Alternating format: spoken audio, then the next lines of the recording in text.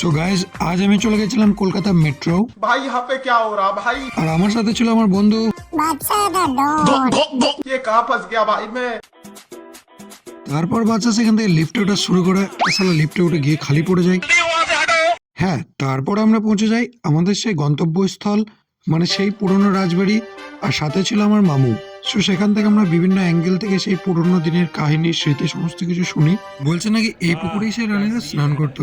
আর মামু এদিকে আমাকে দেখাচ্ছিল যে এই জায়গাটা থেকে সম্পূর্ণ বাড়ির পুরো ভিডিওটা নেওয়া যেত। ভাই, এই দেওয়ালে গোবরগুলো দেখে আমার একটা জিনিস মাথায় আসছে, যে যদি রাজা আজ বেঁচে থাকতো তাহলে একটা ইতিহাস হয়েই যেত। তো বাড়ির জানলাগুলো তো তোমরা দেখতেই পাচ্ছ, কিছুটা খোলা আছে আর বাকিগুলো সব বোঝানো আছে।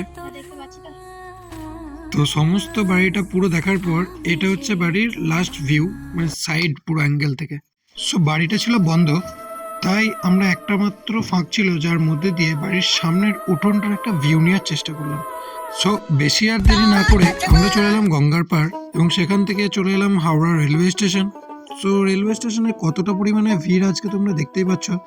যেহেতু আজ ছিল সোমবার, তাই ভিড়টা একটু বেশিই ছিল। সো ফাইনালি আমরা পৌঁছে গেলাম মানকর রেলওয়ে স্টেশন। সো আজকের ব্লগটা এই অবধি।